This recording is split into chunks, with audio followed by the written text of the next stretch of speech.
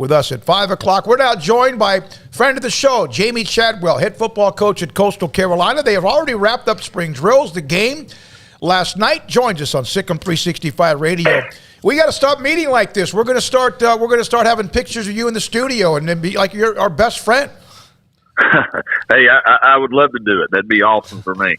What's it like to already have all of what you have as far as the spring drills, the practices, the game already done at this time? Well, for us, we're a developmental program, and I think, we went through 15 practices. We know where we have to improve. There's the areas that you have to improve. And now you got another month and a half while they're in school here with our 2 hours a week that we have to really work on those things. And I think it's been beneficial. We started that since I became the head coach here, and I think that's been a big part of our development of our program, and it's helped us continue to develop the players that we have.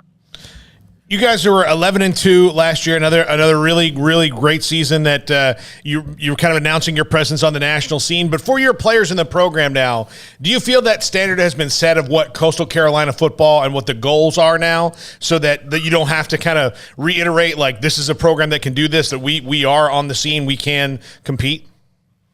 Well, I think for sure within our program that, they know the standard, the how you choose to compete and why you choose to compete. They understand that now. And truth be told, that was, that standard is what you were living up to even when you weren't winning as much, right? Because that should never change. I think, I still think outside there's people there wanting you to falter and wanting you to fall and just ready to say, hey, see, told you so. Our job is to make sure nobody can say told you so. So, our players understand what our brand's about, who we're about, and what we have to do to win games. And this year is going to be exciting for us, losing so many people. We've got a lot of young, hungry guys now. We'll have a lot of headaches with them too, but it's an exciting time to see them grow a little bit. Coach, it was announced, I guess, back in January that Grayson McCall, your terrific quarterback, was going to miss spring ball with surgery. Just how's he doing, and how did that allow your other quarterbacks to have that extra time? What did that do for them in spring ball? Well, he seems to be ahead of pace right now. We were told he's, full return everything by July 1, taking a little bit extra precaution just because of him being a quarterback. Want to make sure he doesn't rush it back. But he seems ahead of schedule with his rehab and everything, and he's been part of practice. He's obviously not doing much, but he's out there.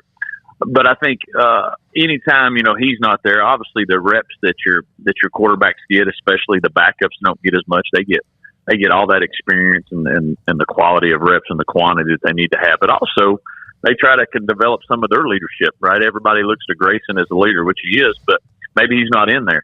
Maybe he's missed the last 2 years. He's missed a total of 3 games. And so when we have a backup guy in there, his leadership, those guys rallying around him is important. And when you're able to go through a full spring and you're out there with the ones, you're out there with the twos, whatever it may be, but you're getting that and you're in that battle with them, more so than you might have been if he was there, I think that can pay dividends for you if it's handled the right way. Have you ever had that many starters in a team you've coached, that many that moved on in 1 year? I think it's 15 out of 22 or somewhere in that number. No, that's probably the highest. I wouldn't know that 100%, but I'm going to say that's probably the highest just because of the super seniors and the way the thing shaked out. And so, that's challenging. I think I try to look at other people, and I'm sure other people probably going through something similar for the most part, just because of the super seniors and different things, and now with the portal too. But that is quite a bit. The one benefit we do have is we do have some experience coming back, whether they were started, but had the opportunity to play and play in some games. So it's not like we're going to be trotting out there people that have never played, but it also that's an area that of a coach that you are concerned is, hey, losing that many players of that quality. Is there going to be a dip? And I'm sure there will be from an experience. I do think our talent level is high right now as far as the things that we recruiting wise. It's just now we got to get the experience, on the field experience. Here in Waco, we have Scott Drew, the basketball coach at Baylor, who is known as an unrelenting optimist, the most positive person in the world. Coach, you are well known as the same thing, as you are very positive, very optimistic all the time. Where did that start in your life, that you are optimistic first, positive, and it's hard to catch you on a bad day? Well, I think part of it comes back to your upbringing and sort of how you're raised. I think, you can either think of what you get to do or what you have to do. And I think always sort of raised that we get to do things and be thankful for that. So, And then I think also, depending on who's influencing you. Sometimes you're around people that are the other way, right? And you're like, holy crap, I'm definitely not going to be that way. So you make sure you're not that way. Sometimes you learn what to do, and sometimes you learn not what to do. And I think all those experiences add up. But I remember, just as a player and going through different things, whatever level it may be, the person that always seemed to try to, that was truthful with you, but always seemed to say, hey, there's a better way, or let's find something positive in it. You always ended up trying to, play harder for that person and want to do more because you felt like they believed in you. And so I've always just tried to remember that. And that's sort of been trying to been my, I don't want to say it's a motto, but I've always tried to live that way. Now, my wife might catch me in a bad time, and she might say otherwise, but hey, what she don't know won't kill her, right? Coach, I was just reading earlier today, there's been some talk in the NCAA about every offseason there, talk about rules changes and things like that. One of the kind of recent talking points was, the clock, whether it should stop or not after, first downs, and it doesn't look like that's going to be happening anytime soon. But if all of a sudden you were handed all the power and you could make one tweak to the game and its rules, whether it be on the field or off the field, what would you choose as that option? Ooh, can I have two? Sure. I'd say the one on the field. I don't know the exact answer how to do this, but I do think the game's too long. Now, I know you have to have commercials and everything to pay for stuff, right? I get that. But they have to find a way. I mean, we played our spring game last night. We started at 6:30. We did a bunch of little stuff before the game actually. We're out of there in 2 hours. It was beautiful. And so I'm trying to – I think if we can somehow get the game down to around 3 hours, I think you're doing something good. The NFL model works from that standpoint. They still have their commercial breaks. I think that's something that I would like to see how you could fix. And I don't know, is it running the clock, whatever it may be, but there's a way. We're smart enough to figure it out.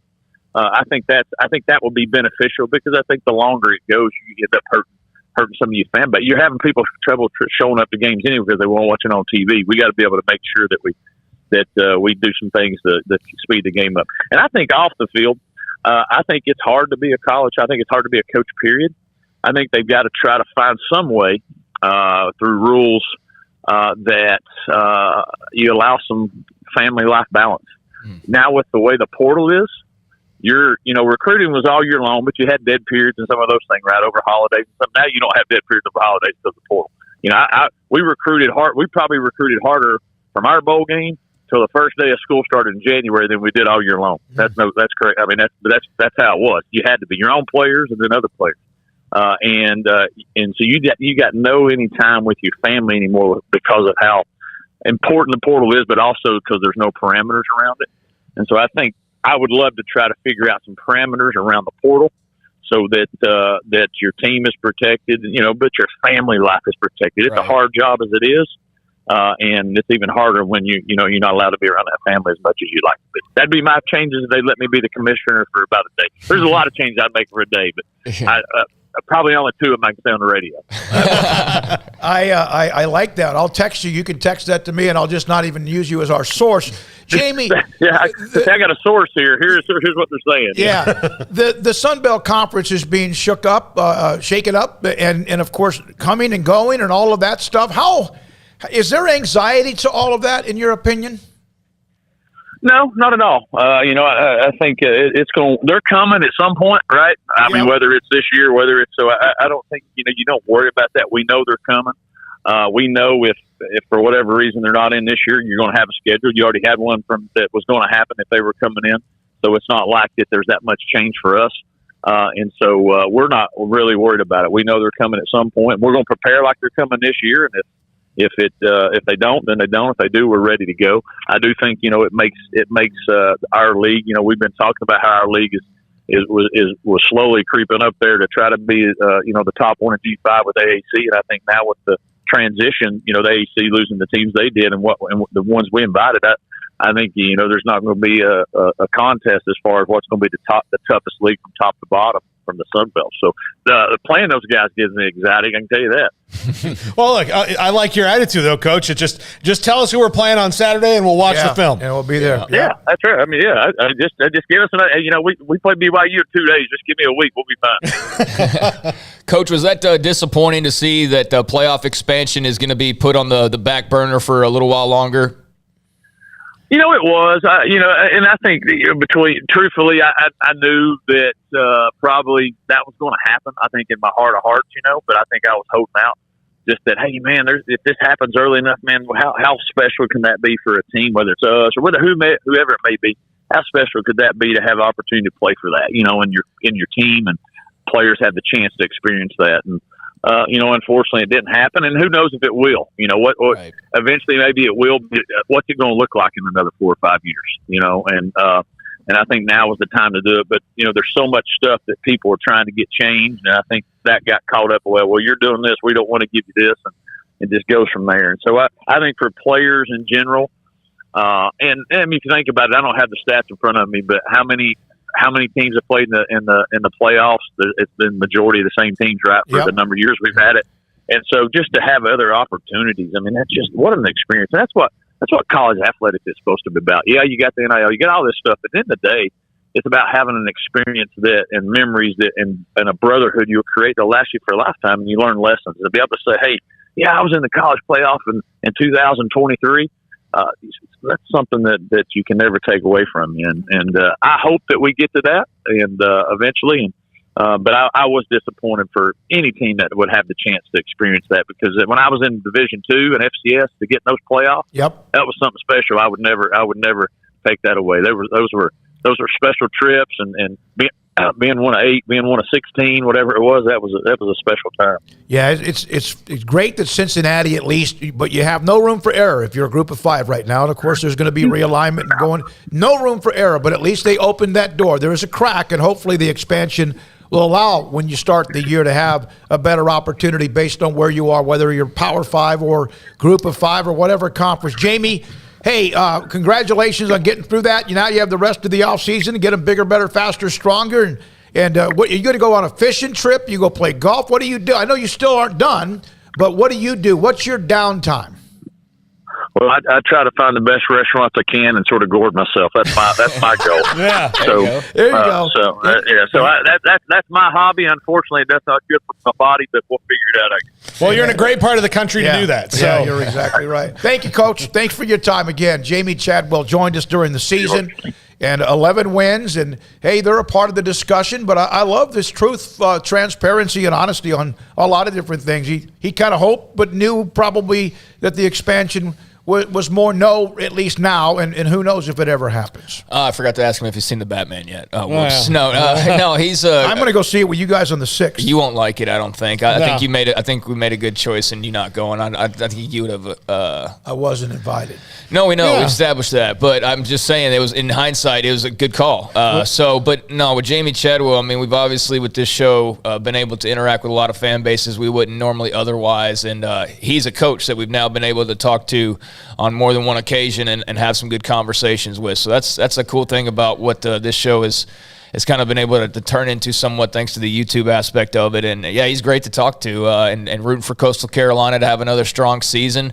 It's got to be kind of nice to have spring ball wrapped up already and just be done with it. I mean, it's March 4th. I mean, like, Baylor's still got like another 3 weeks before they even start. Yeah. So that must be nice to get it wrapped up. But, yeah, kudos to him and his program, and great to talk to him. Sun Belt, of course, will be up to 14 teams. There's Southern Miss, Old Dominion, Marshall being added, James Madison making the jump from the FCS level. So all of that, thanks to Jamey Chadwell. When